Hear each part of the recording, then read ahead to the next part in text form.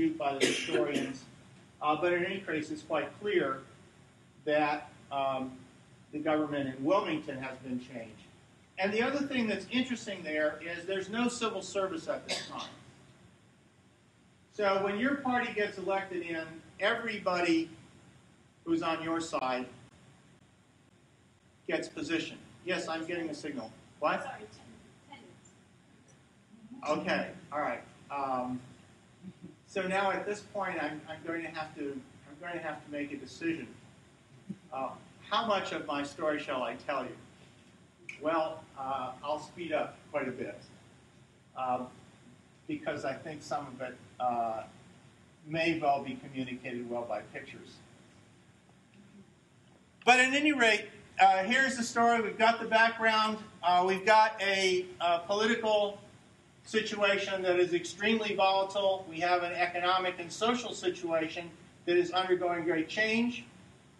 And we have the potential for a political transformation of the society. And now we get the backlash, we get the reaction.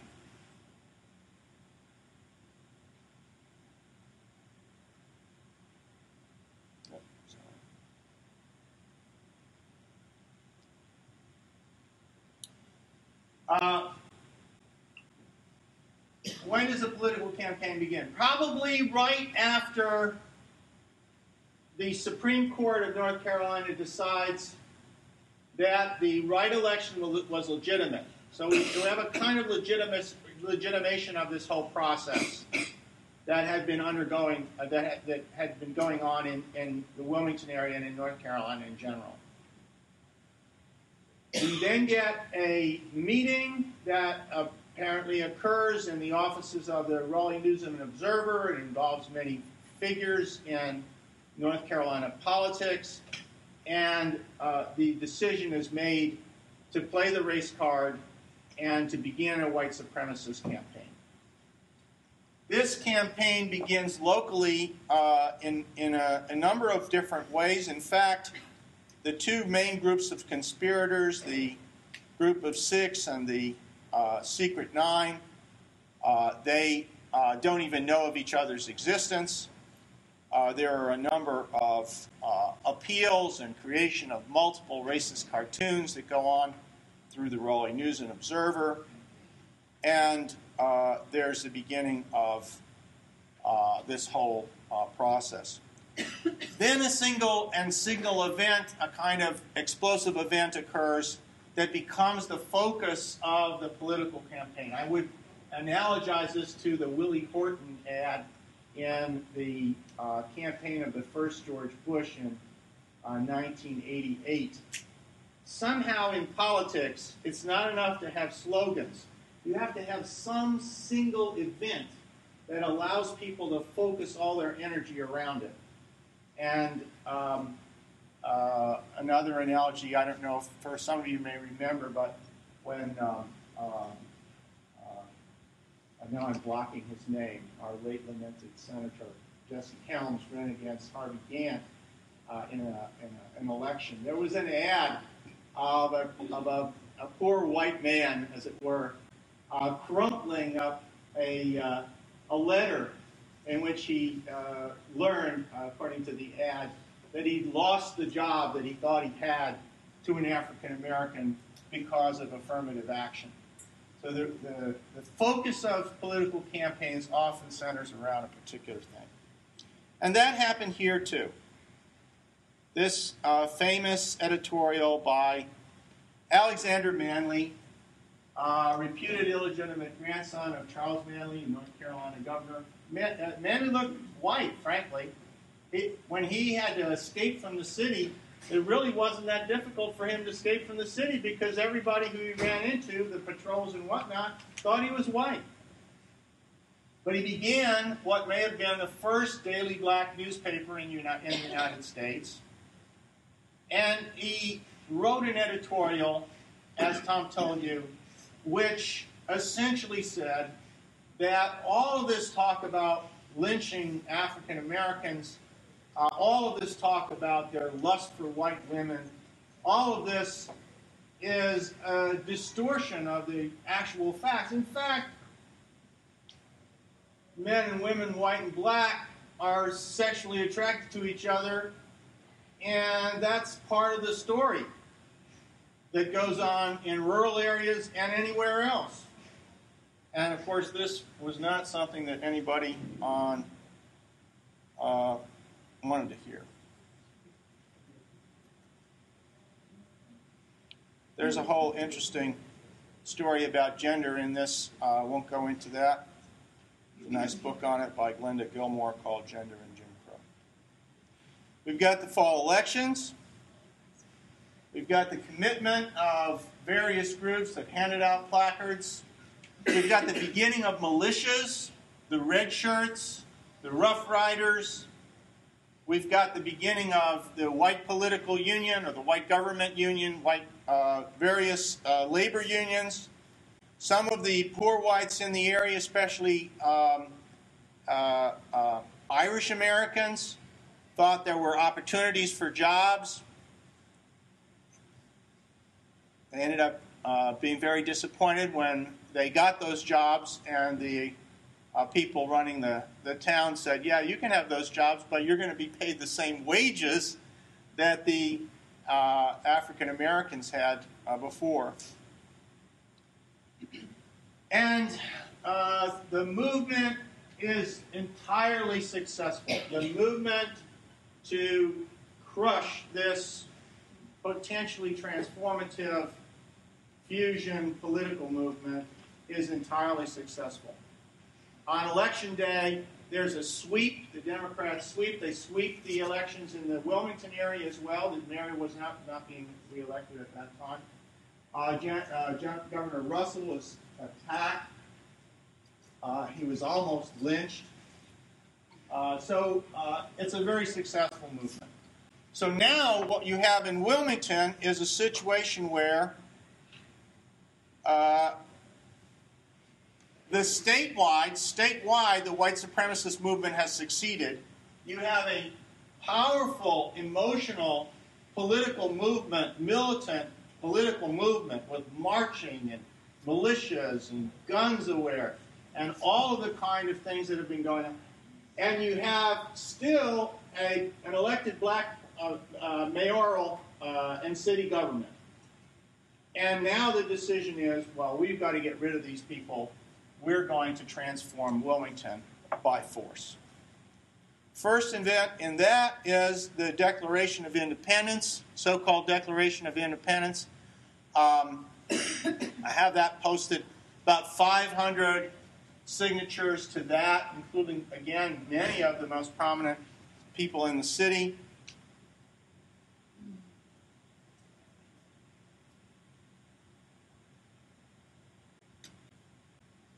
There's an ultimatum handed down to about 25 black leaders that are gathered. They have to reply to this ultimatum by the next day. There's a little bit of a mix-up. The man who's supposed to deliver their answer to the ultimatum, which was a capitulation essentially, is afraid to go, probably is afraid to go into the white areas. He puts it in the post. It doesn't get to them. It's 9:30, 2 days after the election change. And they're saying, well, what are we going to do? Waddell makes the decision to lead a mob to attack the location, to attack the building where Manley had his paper. And they begin to they begin a fire there, they destroy it, they begin a fire there to burn it down. Others say, well, let's stop this, we can't have this. But this is the beginning of what's known as the riot of 1898. So now what do you have happening?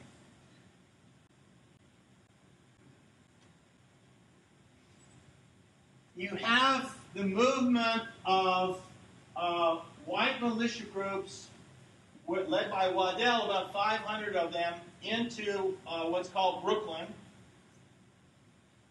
So armed men, in some of them in these red shirts, riding horses, rifles in their hand, hundreds of them streaming into this area, which has largely black population. You begin to have confrontations. You begin to have groups milling and gathering. Word is spread throughout the city of what's going on. Blacks are beginning to be frightened for their lives. Some of them come out into the streets to protest and try to defend their homes. At 4th and Harnett, a shot is fired, and a white man named Bill Mayo is injured. He falls to the ground. Immediately there's a fusillade of other firing. At least 2 African Americans are killed in that exchange, maybe many more. And now, basically, all hell begins to break loose. And for a number of hours, there's a movement of these militia forces and individual whites on horseback moving around the city, in some cases hunting down particular political enemies. And it takes several hours before anything is calmed down. And by the way, during this time, there are all these messages going around, right? So they didn't have handhelds, but they did have wire. They did have Morse code, and they're going out to different parts of the state, and they're getting messages back. We can send 500 men. We can send 200 men. We can send 100 men. Again, remember, it's a statewide movement that's happening. And what's happening in Wilmington is seen as a culmination of that, and also a critical moment in that history. And now, why is it so critical? Because there are also messages going to the federal government. The federal government is hearing what's happening in Wilmington. The federal government is a Republican government. The Republican government is a government that ended the Civil War, right? And the Republican government is a government that has the right and actually the duty to restore law and order in Wilmington and to prevent this illegal coup from happening. And so the critical decision that the Republican government makes is not to do that. And I would say that's why this is a powerful moment in American history. Because you have the beginning of this movement that takes on an illegal tone and that really begins to transform American society through the imposition of ever larger levels of violence and riots in major cities in the South. And the Republican government had that moment to intervene here in Wilmington. And they chose not to do so. And so, of course, it would be 60 years before the federal government intervenes. Right? It would be 1957 in Little Rock, Arkansas, before there is a choice to do that. So then we get martial law, and then we get the beginning of the distortion, the historical distortion of the story. This appears in the Collier's Weekly. We see a picture, all too familiar picture in American history of black rioters. Of course, a fabrication, basically. Because the riot really was not a black riot. It was a white supremacist riot.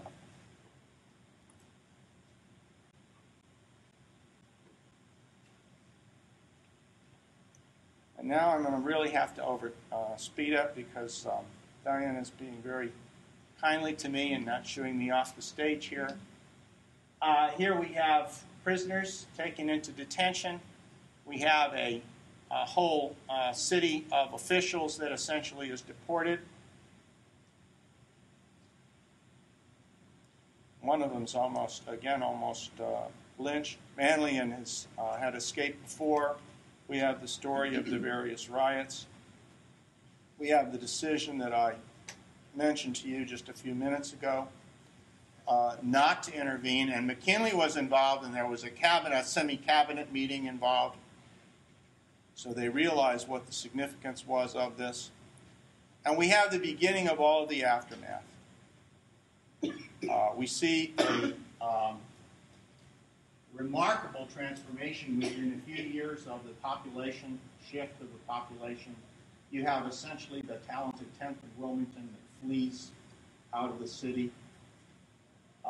We have a transformation in the picture of businesses.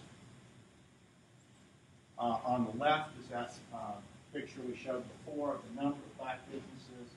It's stripped down to maybe half of what it was, less than 40% of those remain. Remember again the nature of the civil service at this time, there is none. So all of the blacks who had worked within the police department or other branches of the city are immediately thrown out of work. We then begin to get an economic transformation where positions are reserved for whites. Oops. We have, of course, disfranchisement. The so-called grandfather clause is written by a prominent Wilmington attorney named George Roundtree, whose grandson is still very active in Wilmington and had some interest in the 1898 movement. We get a transformation of many aspects of employment in the area. The police department, which had a significant number of African Americans, becomes all white by 1909. We have the intention to end the, it was not the White Declaration of Independence, it was the Wilmington Declaration of Independence, to give white men a large part of the employment heretofore reserved to Negroes. We have the suppression of the truth that I mentioned just now, including its play within American history, where a man named Thomas Dixon, who wrote not only this novel, but another one even more famous called The Klansman, both of these stories drawing actually on the Wilmington story, writes books that become very influential in this whole story of reconstructing the white Southern nation, as it were. A story that I think reaches its culmination when the birth of a nation is shown in the White House in 1915. So I would say, let's draw a historical picture that stretches from about 1887, about 20 years, from about 1887 to 1915.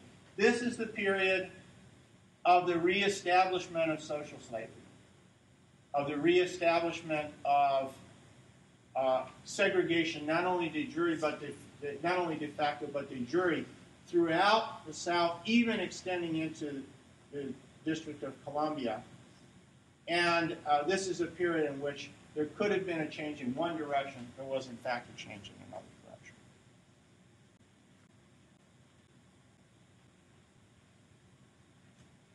I have a few more images here I think are worth showing. This is a picture from the Georgia Governor's Mansion.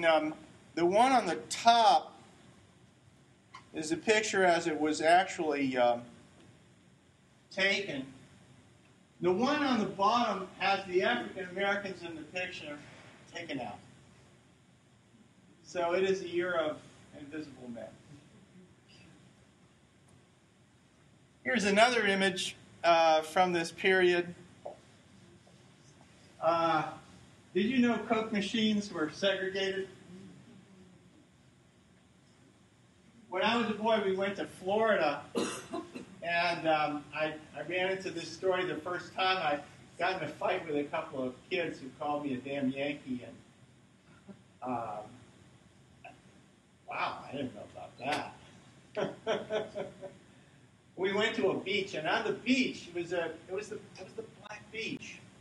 It was an interesting beach. My dad and I went there because that was the only beach in the area, Fort Myers, where the king crowns shells came up on the shore. They had fabulous shells. But it was just a rocky beach other than these shells. We never hardly ever ran into anybody there. It was a really pretty dreadful beach.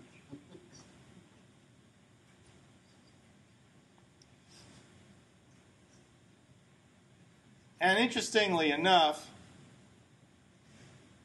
this story, in a century later, still has reverberation. And so this is a little map of economic differences.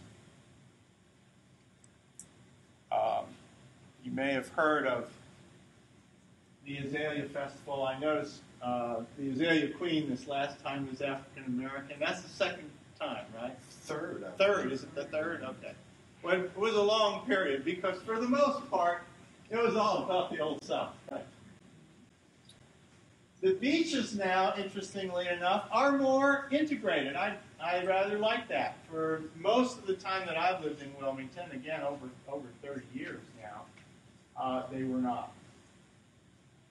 Even in 1998, they were not. And of course, the Lumina, fabulous Lumina, was always all white.